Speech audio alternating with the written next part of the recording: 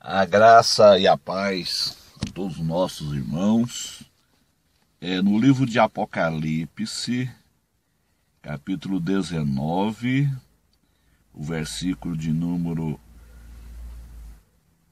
17, diz assim: E vi um anjo que estava no sol, e clamou com grande voz, dizendo a todas as aves que voavam pelo meio do céu: vinde e ajuntai-vos à ceia do grande Deus, para que comais a carne dos reis, e a carne dos tribunos, e a carne dos fortes, e a carne dos cavalos, dos que sobre eles se assentam, e a carne de todos os homens, livres e servos, pequenos e grandes.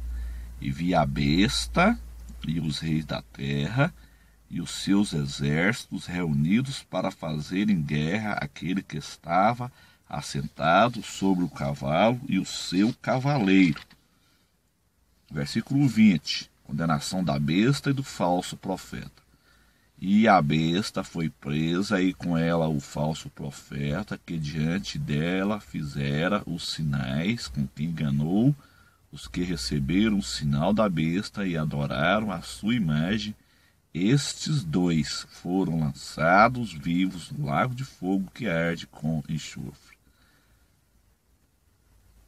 Versículo 21, e os demais foram mortos com a espada que saía da boca dos que estava sentado, sobre o cavalo, e todas as aves se fartaram das suas carnes.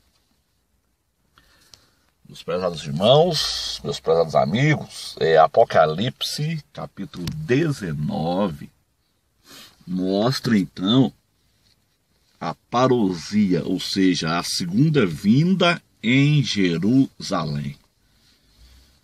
Jesus leva a igreja no arrebatamento, ele leva a igreja no harpazo, no capítulo 4 de Apocalipse, e ele volta no capítulo 19, versículo 11, na parousia, a segunda vinda de Cristo em glória. Mateus capítulo 24, 16 ao 30, vai dizer também o mesmo assunto. Quando ele descer ali no Monte das Oliveiras, ali, conforme está dizendo o capítulo 19 do Apocalipse, versículo 11, o 12 e o 13, ele volta com a igreja no versículo 14, né? Ali no Monte das Oliveiras. E ele faz ali uma guerra ali, o anticristo, né? O anticristo, que é a besta, e os reis da terra, ela faz uma guerra contra Jesus e o seu exército, ali na chamada Batalha de Armagedon. O texto que nós lemos diz assim, versículo 17, e vi um anjo que estava no sol. Esse, sem dúvida, é o próprio Jesus, né? Porque para estar no sol tem que ser mais poderoso do que o sol. Para estar no sol tem que ser o Criador do sol. Então, sem dúvida, esse anjo é o próprio Jesus. E clamou com grande voz, dizendo a todas as aves que voavam pelo meio do céu: vinde e ajuntai-vos à ceia do grande Deus. Então, para que comais a carne dos reis, e a carne dos tribunos, e a carne dos fortes, e a carne dos cavalos, dos que sobre eles se assentam, e a carne de todos os homens, livres e servos, pequenos e grandes. Por ser uma região ali muito montanhosa, automaticamente ali vai ter soldados montados a cavalos também ali naquela batalha, né? Não será somente uma guerra bélica, mas também vai ter soldados a cavalos ali. Isso com certeza, porque é o que a Bíblia está dizendo aqui. O versículo 19, vi a besta e os reis da terra. Essa besta e os reis da terra é exatamente a besta política de Apocalipse, capítulo 13, versículo 1. É a besta política que sai do mar dos povos. É a que emerge do mar dos povos. Está lá em Apocalipse, capítulo 3, versículo 1. Então, e a besta e os reis da terra e os seus exércitos reunidos para fazer guerra àquele que estava assentado sobre o cavalo e o seu exército. Então, o anticristo, essa besta do mar aqui, que surge do mar, conforme o Apocalipse 13, versículo 1, a besta que surge do mar dos povos, ela reúne o seu poderoso exército, o seu poder bélico, conforme a Apocalipse capítulo 13.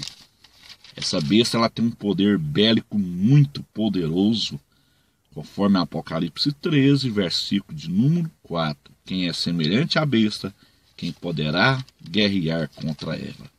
Então será um exército poderoso.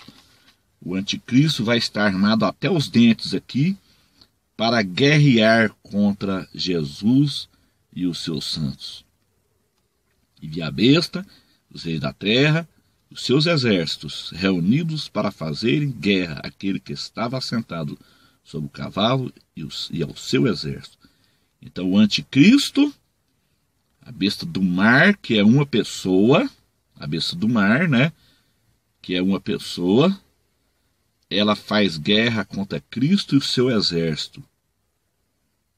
E o versículo 20, ele mostra a sentença dessa besta do mar e do falso profeta. São duas pessoas aqui. Visivelmente o mundo será governado pela besta do mar e o falso profeta, a besta da terra. Apocalipse 13, versículo 11. E a besta, versículo 20, a condenação da besta e do falso profeta. E a besta foi presa. Ou seja, a besta do mar, de Apocalipse 13, versículo 1. E a besta foi presa, e com ela o falso profeta. Ou seja, a besta da terra, que é conforme o Apocalipse 13, versículo 11. Então são duas pessoas, a besta do mar e o falso profeta. O falso profeta é a mesma besta da terra. Então está dizendo, e a besta foi presa, e com ela o falso profeta, que diante dela fizera os sinais, com que enganou os que receberam o sinal da besta. Então eles enganaram as pessoas ali durante a grande tribulação e adoraram a sua imagem. Estes dois, tá vendo? São duas pessoas aqui. Estes dois foram lançados vivos no lago de fogo que arde com enxofre. Então esses dois personagens, conforme o Apocalipse 19, versículo 20, esses dois personagens aqui, a besta do mar e a besta da terra, que é o mesmo falso profeta. A besta do mar e a besta da terra, que é o mesmo falso profeta. A besta da terra é o mesmo falso profeta. E a besta do mar é o mesmo anticristo. É a besta política. Então são duas pessoas. Os dois juntos foram lançados vivos no lago de fogo que arde com enxofre. Essas duas pessoas da trindade satânica são os primeiros habitantes do lago de fogo. Porque o lago de fogo hoje ele está vazio. Mas no final da grande tribulação, conforme o texto que nós estamos lendo aqui em Apocalipse, eles serão os primeiros a habitarem o lago de fogo. Os dois primeiros habitantes do lago de fogo será a besta do mar e a besta da terra. As duas pessoas. Jesus desce ali no Monte das Oliveiras e lança eles dois no lago de fogo. O lago de fogo hoje está vazio.